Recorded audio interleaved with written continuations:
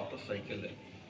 Auto cycle is actually the practical cycle. जितने भी आपके ऑटोमोबाइल्स के अंदर गैसोलीन इंजन, हम जनरलाइज कहते हैं गैसोलीन इंजन के अंदर पेट्रोल और नेचुरल गैस पे, जिसे हम सीएनजी कहते हैं, एलपीजी, ठीक है, अल्कोहलिक जितने भी फ्यूल हैं, अल्कोहलिक जो कि रेडीली वेपोराइज हो जाते हैं, ठीक है। डीजल अल्कोहलिक फ्यूल में नहीं आता, ठीक है, डीजल अल्कोहलिक फ्यूल में नहीं आता, उसका इसलिए थोड़ा सा डिफरेंट साइकिल है।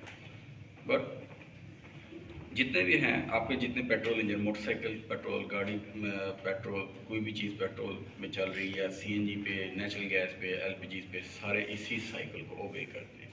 अब कॉर्नर साइकिल अचीवेबल नहीं है। क्यों नहीं अचीवेबल? बिकॉज क्या आप लोगों ने ऑब्जर्व किया है कि जब मोटरसाइकिल गाड़ी जब चलते हैं, उसके आरपीएम मीटर पे आप देखें, आइडलिंग आरपीएम जो है वो भी 800-900 होते हैं। आरपीएम 800-900 का मतलब कि जो रेवोल्यूशन जब कंप्लीट कर रहे होते हैं उसका, पिस्टन एक दफ़ा ऊपर जाता है, एक दफ़ा नीचे आता है, तो वो एक रेवोल्यूशन कंप्लीट करता है। और वो रेवोल्यूशन जो है, अगर स्ट्रोक की बात करें तो मीन्स पिस्टन, अगर स्ट्रोक की अगर हम बात करते हैं ना, उसमें this is 1 stroke and this is 2nd stroke. ये स्पीड जो है उसकी अगर 1000 गुना है, 1 मिनट में 1000 है, तो मीन पिस्टन की उससे स्ट्रोक की डबल हो जाती है, 2000 हो जाती है। क्योंकि आप लोगों का इंजन का कोर्स नहीं है, इस वजह से नहीं आपने जो कंप्रेसर का प्रैक्टिकल किया, या कंप्रेसर के प्रैक्टिकल में अगर आप देखें तो उसमें पिस्टन बना हुआ, पिस्टन एक दफ़ा ऊपर जाता है, देन नीचे आता है पिस्टन, ठीक है, नीचे क्रैंक लगी होती है। अब ये 2 स्ट्रोक होते हैं, रेवोल्यूशन नीचे एक होती है, दो स्ट्रोक के पीछे रेवोल्यूशन ओनली एक होती है। मीन्स 100 रेवोल्यूशन का मतलब 200 स्ट्रोक। अगर 1000 रेवोल्यूशन है तो इसका मतलब है कि 2000 स्ट्रोक। मीन्स कि अगर वो एक्सपैंड कर रहा है तो एक स्ट्रोक है, कंप्रेस कर रहा है तो वो दूसरा स्ट्रोक है।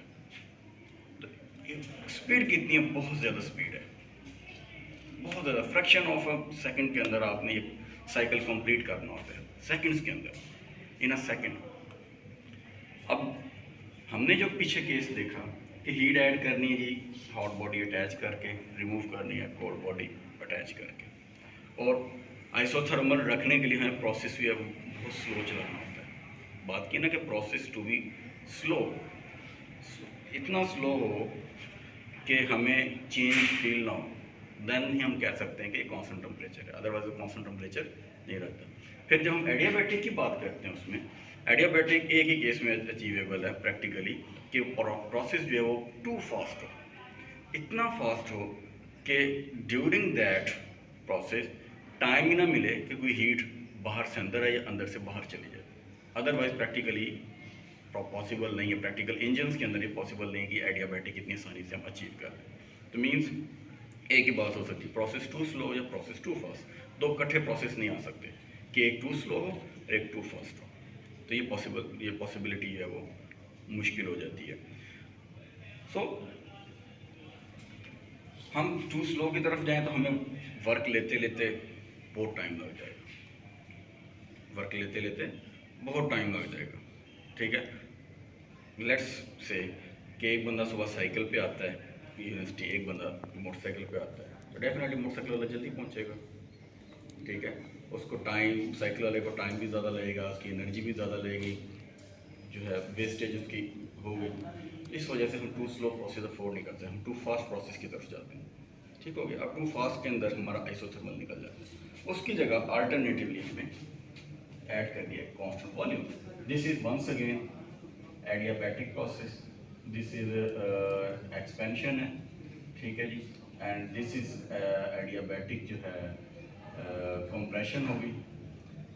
ये कांस्टेंट वॉल्यूम जो है हीट रिजेक्शन है, हीट रिजेक्शन है, and this is constant volume heat addition. चार प्रोसेस हो, मीन्स हीट ऐड और हीट रिमूव कहाँ पे करनी है? कांस्टेंट वॉल्यूम के। Heat add and heat remove कहाँ पे करनी है? कांस्टेंट वॉल्यूम के केस में हो रही है। वंस अगेन आप देखें ये दोनों इक्वल है, expansion and compression are equal, ठीक हो गया। एक्सपेंशन एंड कंप्रेशन, दोनों एडियाबैटिक, कंप्लीटली एडियाबैटिक है और दोनों इक्वल है। सो ये दो हमारे पास आ गए। अब जैसे लास्ट में मैंने आपको बताया कि जनरलाइज्ड इक्वेशन हमारी Q is equal to mc delta T है। अब यहाँ पे क्योंकि कांस्टेंट वॉल्यूम हीटिंग है तो हमारे पास क्या आएगा, फ्रॉम हीट एडिशन जो है 4 to 1 में, हीट एडिशन मीन्स Q इन की बात करते हैं तो Q इन जो है mcv, ठीक है, into T1 minus T4। T4 low temperature पे है क्योंकि यहाँ पे हीट ऐड होती हुई ऊपर को गई है, हीट ऐड होती हुई ऊपर हो गई तो 1 हाई टेम्परेचर पे है। सिमिलरली Q आउट जो है वो भी mcv, अब यहाँ से देखें 2 से 3 पर है तो ये हाई टेम्परेचर पे है, T2 माइनस T3। क्यों, हीट अब यहाँ पे रिजेक्ट हो रही है, नीचे को आ रहा है, ठीक हो। अब आप इसमें वंस अगेन जब आप इसको एक किसी क्वेश्चन में पुट करेंगे सारी चीज़ें कॉमन निकलती है, इसमें कॉमन फैक्टर आते हैं। वो क्या कॉमन फैक्टर है, efficiency is equal to mcv by mcv T1 minus T4। अब इसमें ये फैक्टर सारे कॉमन है, कैंसल आउट हो जाएंगे। रिमेनिंग आपके पास जो बचते हैं फैक्टर, ये बचते हैं in the form of temperature, in the form of temperature. तो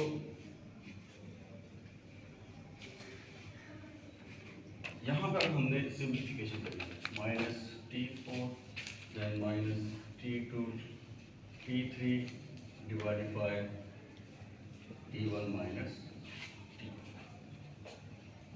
ये इक्वेशन जो है आपके पास वो क्योंकि वो कॉमन फैक्टर ले लेंगे, कॉमन फैक्टर्स जो है वो बाहर चले जाएंगे एंड देन आपके पास जो है वो इक्वेशन बच जाती हैं दूसरी एफिशिएंसी सिंपल। दिस इज मैं हमारे पास स्पेस पर। अब इसमें एक और चीज़ कॉमन आ रही है, अगर हम कैंसल आउट नहीं कर सकते वंस अगेन जैसे पिछले केस में किया था 1 माइनस करके, यहाँ पे वो भी करेंगे, is equal to 1 minus T2 minus T3 divide by T1 minus. अब ये इक्वेशन रिलेटिवली काफ़ी बड़ी है, ऐसा ही है, it is difficult to calculate कि आप सारों के टेम्परेचर्स फाइंड आउट करें। 1 के भी कर 1 भी चाहिए आपको, 2 भी चाहिए, 3 भी चाहिए एंड 4 भी चाहिए, सारे टेम्परेचर्स आपको चाहिए। Why not we convert into 2 temperatures. हमें सिर्फ 2 टेम्परेचर्स अगर मिल जाए या 2 टेम्परेचर ना भी मिले, इससे हम फर्दर चले जाएं, हमें सिर्फ ये पता लग जाए कि एक्सपेंशन कितनी हो रही है, कंप्रेशन कितनी हो रही है, कंप्रेशन रेशो कितनी है। मीन्स टेम्परेचर मेजर करना मुश्किल होता है क्योंकि आपको अंदर सेंसर लगाना पड़ता है, लेकिन जब आप इंजन बनाते हैं उसके अंदर, जैसे मोटर बाइक आपने सुना होगा क्या जी 70 सीसी, सुना हुआ है 70 सीसी, यस 70 सीसी सुना हुआ है। क्यों 70 सीसी का मतलब क्या, उसका वॉल्यूम बता रहा होगा, सीसी क्यूबिक सेंटीमीटर, गाड़ी 1000 सीसी है, उसकी कैपेसिटी मीन्स वॉल्यूम बता रहे थे, किस चीज़ का वॉल्यूम, जितना कि वो जो है वो कंप्रेस कर सकता है, ठीक है, उसका स्ट्रोक वॉल्यूम बताते हैं कि वो कितना एक्सपेंड करेगा, वॉल्यूम कितना कंप्रेस करेगा। वो बताता है कि यहाँ से यहाँ तक कितना जाएगा, यहाँ से यहाँ तक कितना जाएगा। मीन 72 सीसी मोटरसाइकिल या 70 सीसी का है, इसका मतलब यह है कि 1 से 2 तक जितना वो जाएगा वो 72 सीसी कवर करेगा। क्या अंडरस्टैंड कर रहे हैं कि वो 72 सीसी कवर करेगा, और ये हमें पता होता है, ये हमें पता होता है। हमें यहाँ पर अगर देखें पीवी डायग्राम में V1 अगर हमें मिल जाए, V2 अगर हमें मिल जाए, हम रेशियो निकाल लें V2 और V1, या हमें पता हो V4 और V3 मिल जाए, हम रेशियो निकाल लें V3 और V4 की। अगर हम ये रेशियो निकाल लें तो ये क्योंकि ये फिक्स होता है, एक दफ़ा ही बन जाता है, हमें इन टेम्परेचर की ज़रूरत है। So that is what in the proof जो है उन्होंने किया हुआ है कि इसको कन्वर्ट कर दिया। अब कन्वर्ट करने के लिए फैक्टर जो हैं उसमें कॉमन फैक्टर लेना शुरू कर दिया इस दो इक्वेशन से। Like efficiency is equal to, यहाँ से उसने T3 को कॉमन लिया ओवरऑल इक्वेशन से, T3 यहाँ पर आ गया, या क्या बनेगा, यहाँ से कॉमन आ गया T3, ठीक है। तो आपके पास T2 ऊपर रह जाएगा, T3 नीचे चला जाएगा -1, देन डिवाइड में यहाँ से उसने T4 को कॉमन लिया है, T4 को कॉमन लेने के बाद T1 ओवर T4 -1। अब यहाँ से हमने T3 और T4 तीन कॉमन लिया, कौन से टेम्परेचर से, वंस अगेन इधर मैं डायग्राम बनाता हूँ, 1 2 3 and 4, 3 and 4 कौन से, एडियाबैटिक कंप्रेशन के, एडियाबैटिक कंप्रेशन के टेम्परेचर है। तो हमारे पास रिलेशन आप लोगों ने पढ़ा हुआ है कि कन्वर्ट करने का टेम्परेचर और वॉल्यूम का। मीन्स यहाँ पर अगर करते हैं T3 और T4, ये किसके इक्वल होगा, आपका V4 over V3 into gamma -1, और V4 ओवर V3 अगर आप इसको इन्वर्स कर दें तो कंप्रेशन रेशो बता दें, क्या बन जाएगी, कंप्रेशन रेशो बन जाएगी। सिमिलरली अब आपके पास ये भी रेशो बन रही है, T2 ओवर T3, कौन सा जी, कांस्टेंट वॉल्यूम केस में कांस्टेंट वॉल्यूम की रेशो बनती है। यहाँ पर भी T1 और T4 ये क्या है, इसको भी अगर आप वॉल्यूम में कन्वर्ट करें तो इसमें आपको क्या चीज़ें कॉमन मिलती है। सबसे इम्पोर्टेंट फैक्टर जो आपको मिलता है कि दोनों क्योंकि कांस्टेंट वॉल्यूम प्रोसेस है, वॉल्यूम जो है वो सेम रहता है, वॉल्यूम जो है वो सेम है, उसके अंदर चेंज नहीं हो रहा, कांस्टेंट वॉल्यूम प्रोसेस है, there is no change in the volume.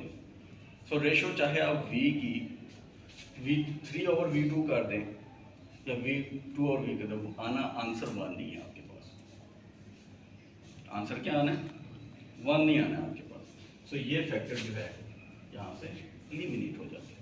अब इसमें देखें यहाँ पे सारा किया हुआ बुक में, अगर आप फॉलो करेंगे तो ये आपको सारा जो है वो मिल जाएगा, ठीक हो गया।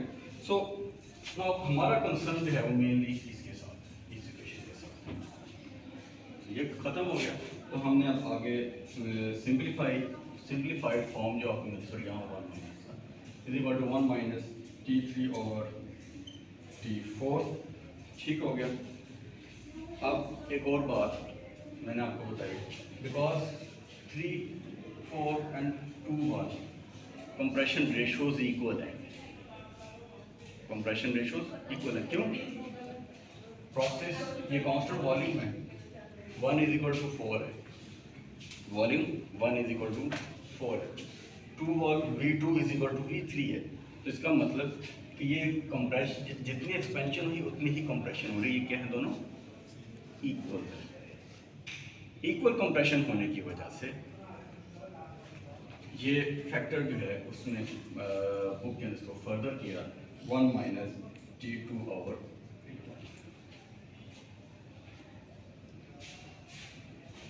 मेंशन कर, क्यों ऐसा हुआ, ये क्लियर हो रहा है कि नहीं, ओके। अब वंस अगेन 2 ओवर 1 या 3 ओवर 4,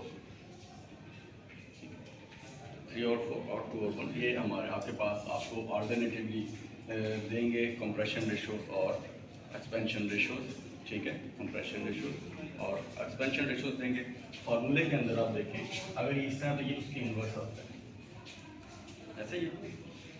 तो अगर आप ये वैल्यू पुट करते हैं या इसके अल्टरनेटिवली यहाँ पर अगर आप ये कहते हैं T2/T1 करते हैं तो ये आपको यहाँ पे देगा V2/V1 -1, ये आपको वैल्यू देगा। तो अगर ये वैल्यू मैं यहाँ पुट करूँ =1 माइनस, चाहे आप ये यहाँ पे पुट कर दें, ये यहाँ पे पुट कर दें, आंसर सेम आएगा, कोई फ़र्क नहीं पड़ेगा। ठीक है, 1 minus V2/V1 raise to power gamma -1। अब हमें पता है कंप्रेशन रेशियो R जो है सॉरी यहाँ पे V1 आना था, यहाँ V1 है, यहाँ V2 है, V1 V2, क्योंकि T ऊपर है इधर तो इधर 2, T2 ऊपर है तो उधर V2 नीचे चला जाएगा। सो हमें पता है कि R इज इक्वल टू होता है V2/V1, या कह सकते हैं R is equal to V3/V1 inverse one. तो हम इसको उल्टा देंगे, दिस इज उल्टाएंगे तो ये बनेगा 1/R गामा -1। इसको मैं R को थोड़ा, ये क्यों आया? जब आपने इसको इन्वर्स किया, उलट किया, ये डिनोमिनेटर में चला गया। क्या हुआ? डिनोमिनेटर में चला गया, लेकिन पावर एज इट इज उसकी होगा, पावर नहीं छेड़ी हमने उठा के इसको रिवर्स कर दिया, जिससे पावर जो है वो ये नीचे चला गया, पावर एज इट इज रही, and R is equal to compression ratio और एक्सपेंशन रेशियो आपको मिली। तो आप चाहे ये दो टेम्परेचर आपको अवेलेबल है, ये दो टेम्परेचर अवेलेबल है तब भी एफिशिएंसी आ जाएगी, ये दो टेम्परेचर अवेलेबल है तब भी एफिशिएंसी आ जाएगी, या आपको कंप्रेशन रेशियो अवेलेबल है। अगर आप बुक का मैनुअल, गाड़ी का या मोटर बाइक का मैनुअल मिलता है, उसमें कंप्रेशन रेशियो लिखी होती है 10:1, 8:1, 8:1, ये लिखी होती है वैल्यू, गिवन होती है, मीन्स 8:1, यहाँ पे 10:1 लिखिए, यहाँ पे 10 लिख देंगे, आपका आंसर आ जाएगा। और ये फिक्स होती है, ये चेंज नहीं होती। एक दफ़ा जब इंजन बनता है, अब ये आपकी कंप्रेशन रेशियो उसकी भी मौजूद है, जो सिलेंडर जिस पे आपने प्रैक्टिकल किया है उसकी भी कंप्रेशन रेशियो मौजूद है। ये एक दफ़ा बनती है, फिक्स होती है, चेंज नहीं होती, ये चेंज नहीं होती। दैट इज़ वाई जो आपको बुक में आपको जो बुकलेट दिया होगा मोटर बाइक का, गाड़ी का, किसी भी चीज़ का ऐसे जिसमें इंजन, पिस्टन, सिलेंडर लगे हैं, उसका आपको बताया गया होगा कंप्रेशन रेशियो उसकी कितनी है। कंप्रेशन रेशियो बताई होगी 10:1, 8:1। रेशो 1 में को नहीं हम काउंट करते, मीन्स 8/1 होता है रेशो का, ये मतलब होता है। ठीक है, इसका मतलब आपने 8 यहाँ डायरेक्ट पुट करना, आपको आंसर आ जाएगा, आपको टेम्परेचर की ज़रूरत ही नहीं। दैट इज़ वाई ये प्रैक्टिकल ये अप्लाई हुआ है, इसको इसमें